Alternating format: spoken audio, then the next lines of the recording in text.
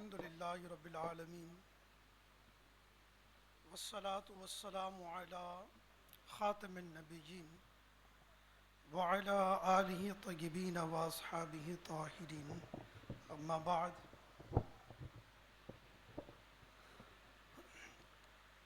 الحمد للہ ثم الحمد للہ.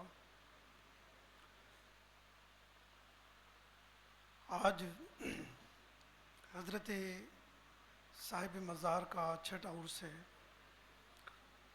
حضرت پیر طریقت رہبر شریعت حضرت علامہ مولانا ذاکر احمد نقشبندی صاحب مدظ العالی اور اسٹیج پر یہاں پر موجود سامنے تمامی علماء کرام، حفاظ کرام اور حاضرین مجلس،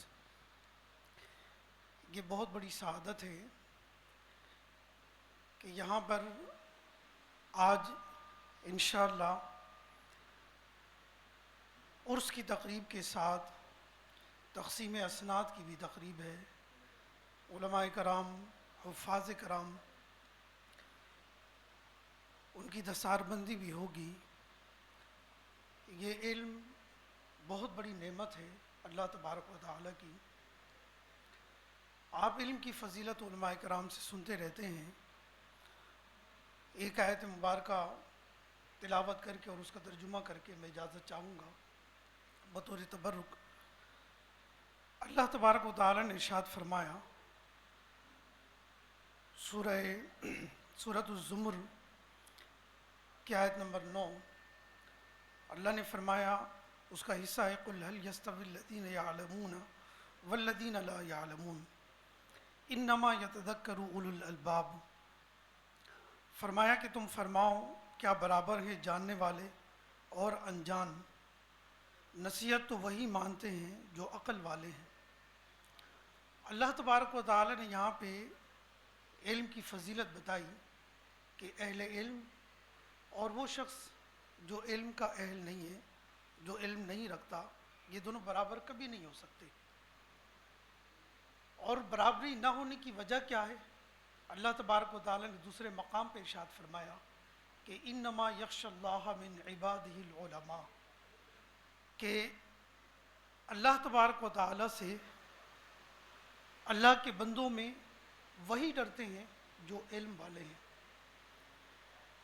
تو یہ وہ اتنی بڑی بات ہے کہ علم جب انسان کے اندر اللہ تبارک و تعالی کی خوف اور اس کی خشیت پیدا کرے، اس کی معرفت حقیقی معنوں میں پیدا کرے اور اس کا قرب بندے کو عطا کرے، تو وہ علم کیا ہوتا ہے؟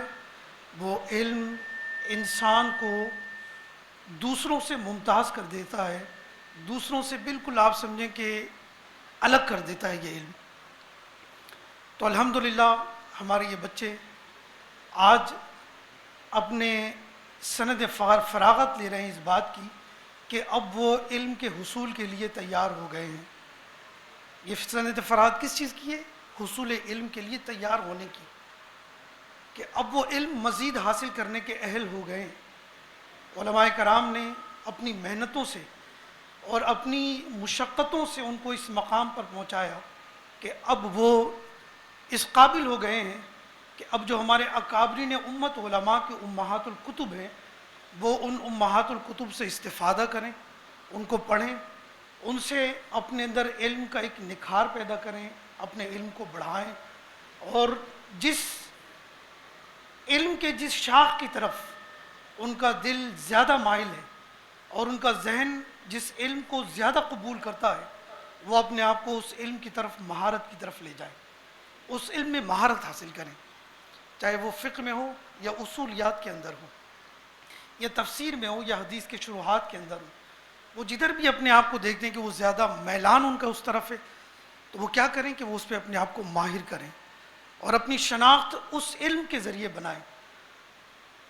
یہ سلسلہ الحمدللہ ایک عظیم الشان سلسلہ ہے.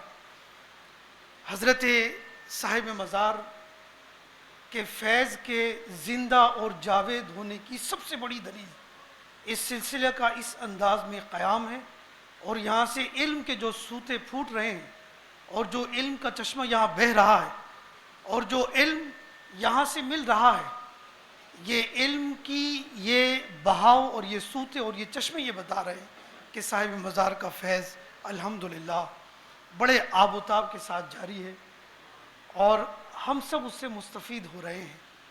ہم سب یہاں بیٹھے ہیں، اپنے اپنے کیفیت کے اعتبار سے ہم فیض حاصل کرنے کے لیے بیٹھے ہیں، کہ جو ہماری باطنی کیفیت ہے یہاں بیٹھ کر اس باطنی کیفیت کے اعتبار سے ہم صاحب مزار کا فیض حاصل کریں گے۔ اللہ تبارک و تعالی ہماری حاضری کو اپنی بارگاہ میں قبول منظور فرمائے۔ حضرت کا ارشاد تھا، حضرت کا حکم تھا، اور یہ اتنے محبوب اور مکرم ہے میرے لیے کہ میں ان کے ارشاد کو ٹال نہیں سکتا۔ ابھی مجھے فوری طور پر نکلنا ہے، میں آپ سے اجازت چاہوں گا۔ اللہ تبارک و تعالی میرے یہاں پہ آنے کو، یہاں پہ چند ٹوٹے پھوٹے کلمات کہنے کو اپنی بارگاہ میں قبول و منظور فرمائے۔ آمین بجاہ نبی الامین صلی اللہ علیہ وسلم۔ وما علینا الا البلاغ المبین۔